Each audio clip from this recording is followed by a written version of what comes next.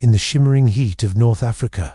A land once united under one man's rule now stands fractured by the ghosts of its own liberation. Libya, a country that was supposed to rise after the fall of Muammar Gaddafi, instead fell deeper into chaos. The promise of democracy and freedom that once filled the air after 2011 has turned into a mirage, fading under the desert sun. What remains today is a nation trapped between rival powers, divided by ambition, and haunted by a revolution that devoured itself. When Gaddafi was overthrown, the world celebrated. Images of Libyans waving flags in the streets, chanting for freedom, filled television screens across the globe. Western leaders called it a victory for democracy, but behind the headlines and soundbites, another reality was quietly unfolding, one that would turn Libya from a hopeful nation into a playground for warlords, mercenaries, and foreign powers chasing oil and influence. At first, people believed things would get better. After 42 years of Gaddafi's rule, the National Transitional Council promised peace and unity,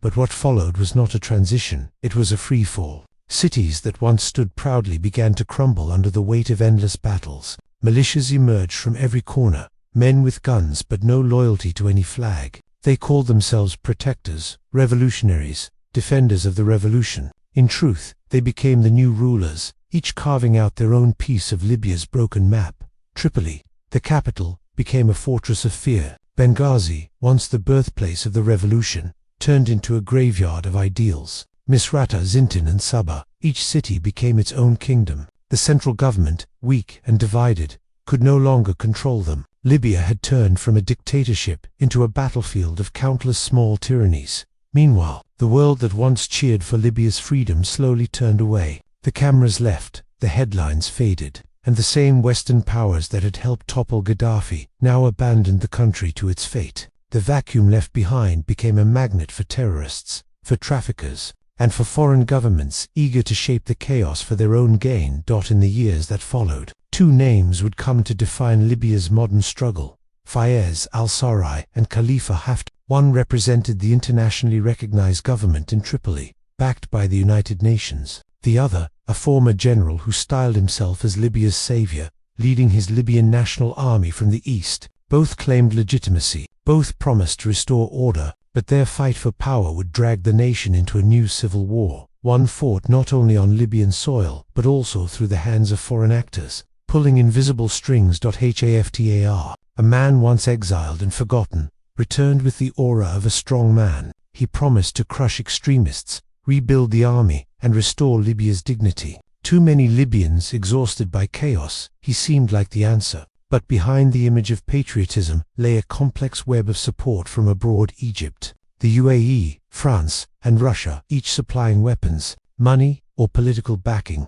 Meanwhile, in Tripoli, al-Sarraj's government found its own foreign patrons, Turkey and Qatar. Turkish drones filled the sky, while mercenaries flooded the battlefield. Libya became the site of a modern proxy war, where global powers tested their influence while Libyans paid the price. The war was not just about politics. It was about oil, Libya's greatest gift and its deepest curse. Beneath its deserts lies Africa's largest oil reserves, a treasure that has shaped every foreign interest in the country. Whoever controls Libya's oil terminals controls its future. And so, battles raged over ports like Ras Is, Saida, and Zuitina, places that became symbols of the struggle for both wealth and survival. While the elite fought over pipelines, ordinary Libyans were left to fight for bread, water, and safety. Electricity blackouts lasted for days, hospitals ran out of supplies, thousands were displaced. The streets, once filled with revolutionary chants, were now filled with the cries of those who had lost everything.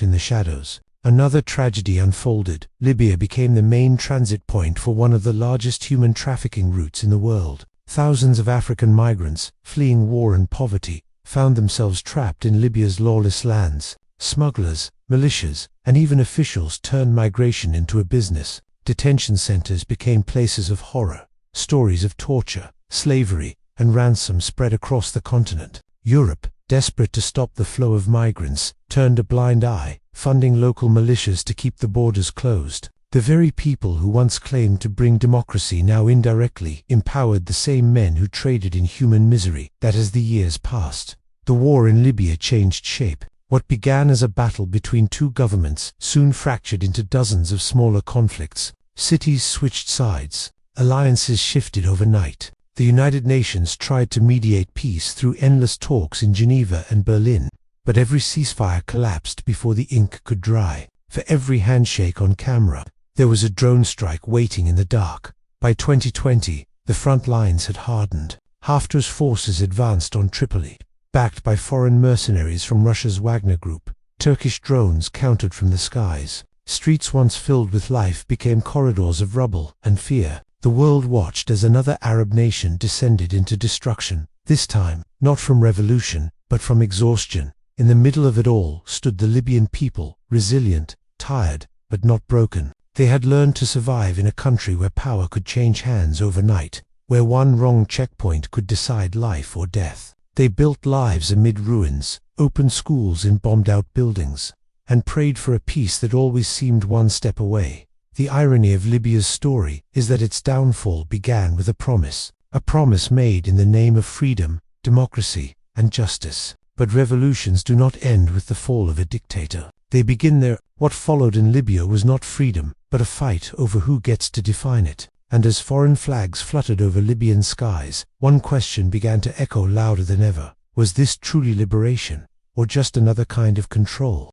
Even as new agreements are signed and new governments are formed, the scars remain. Entire generations have grown up knowing only war. The sound of bombs has become more familiar than the sound of laughter. And while politicians argue in conference halls abroad, Libya's children grow up among ruins, learning to spell their country's name in the language of loss. For the rest of the world, Libya is a forgotten story, a headline from a past decade. But for those who live there, the war never ended. It only changed shape, faces, and names. The revolution that once promised freedom now lies buried under the same sands that once witnessed its birth. And yet, beneath the despair, there is still something unbroken, a quiet defiance, a belief that Libya can one day be whole again. It is a belief carried by the families who return to rebuild their homes, the teachers who open classrooms without power, the doctors who treat the wounded with almost nothing, and the youth who still dare to dream of peace. Because in the end, even after everything has burned,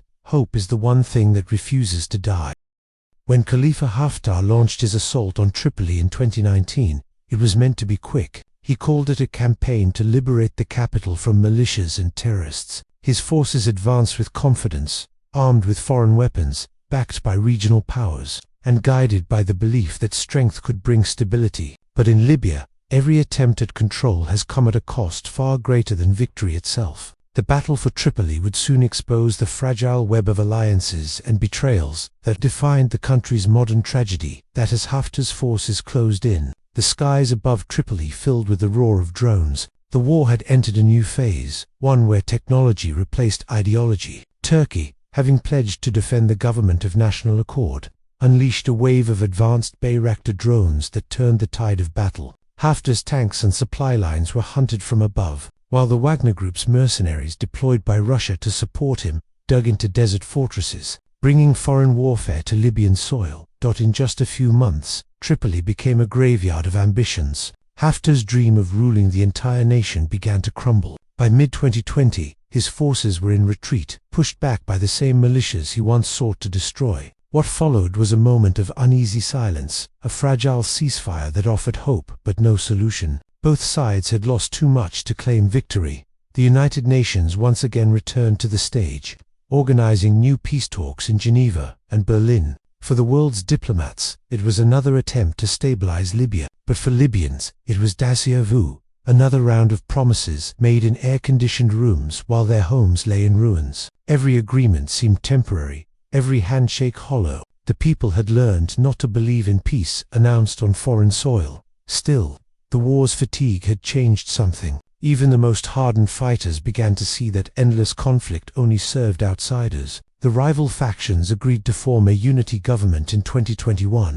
a government meant to reunite Libya's east and west. For a brief moment, hope returned. Streets once guarded by armed men saw children playing again. Oil exports resumed, bringing billions in frozen revenue back into the economy. But beneath the surface, nothing had truly changed. Power in Libya was still fragmented, divided not by ideology, but by profit. Every ministry, every port, every oil field had its own masters. Corruption became the new war, fought not with bullets but with bribes. The same men who once carried rifles now wore suits, trading influence instead of gunfire. The revolution's ideals, freedom, dignity, unity had been replaced by a quiet hunger for control. Meanwhile, the world continued to exploit Libya's weakness. The country's vast coastline became a bargaining chip in Europe's migration crisis. Deals were struck behind closed doors, money in exchange for containment. European governments funded Libya's coast guard,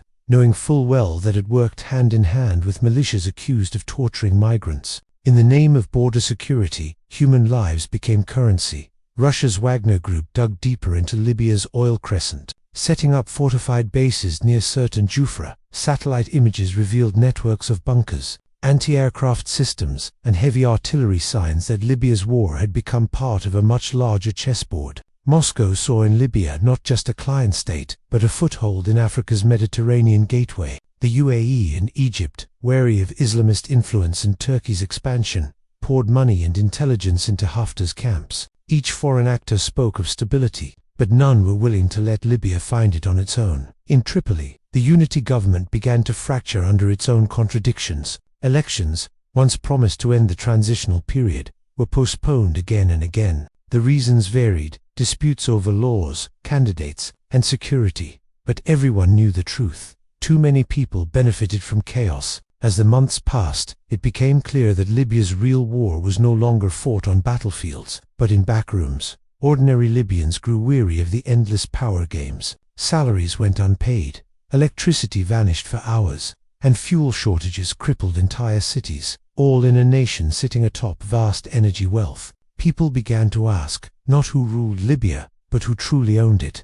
Haftar, though pushed back from Tripoli, remained powerful in the east. He held Benghazi like a fiefdom, his army a state within a state. In the west, militias loyal to the government turned into local warlords, each guarding a slice of the capital. The government itself became a delicate house of cards, one that could collapse at any moment if any faction decided to pull its support. Even after years of bloodshed, Libya's conflict refused to end because it was never just about Libyans. It was about the foreign hands that found opportunity in instability. Every drone strike, every arms shipment, every oil deal carried the fingerprints of powers far from Africa's shores. And yet, in the midst of this storm, Libya's people endured. Teachers continued lessons in bombed schools. Volunteers risked their lives delivering aid to displaced families. Artists painted on broken walls. Musicians wrote songs about peace. And youth movements began calling for something radical: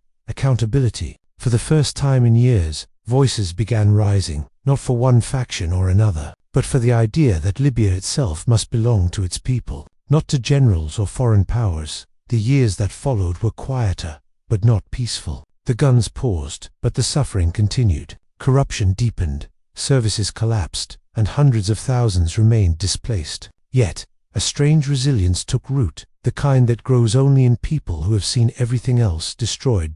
As of today, Libya stands at a crossroads. The war may no longer dominate the headlines, but its consequences shape every corner of society. The dreams of the 2011 revolution still flicker, fragile, yet unextinguished. Some still believe that a new generation, untainted by the corruption of the past, can rebuild the nation from the ground up. Others have lost faith entirely, convinced that Libya will remain a pawn in foreign hands for decades to come. But history rarely ends the way power expects it to, just as Gaddafi's rule once seemed eternal until it crumbled overnight. The current system too may one day fall under the weight of its own greed, because no matter how deep the divisions, no matter how many armies or alliances rise and fall, a country is never truly conquered as long as its people refuse to surrender their hope. In the end, Libya's story is not just about oil or politics. It is about survival. It is about a nation that rose against tyranny only to face the tyranny of chaos. A revolution that began with fire and ended in fatigue. Yet somewhere in the ruins, under the layers of betrayal and destruction, lies the same dream that started it all. The dream of a Libya that belongs to its people, not to those who profit from their suffering. The world may have moved on, but Libya's struggle continues, quiet, unseen, yet alive. In the eyes of its children, in the courage of its mothers, and in the stubborn will of a people who refuse to be defined by war. Someday, when the dust finally settles, Libya may tell its story not as a tragedy, but as a testament that even in the darkest chapters, a nation's spirit can outlast its conquerors. And when that day comes, the world will remember not the men who divided Libya, but the people who endured it, those who kept hope alive in a land that the world forgot.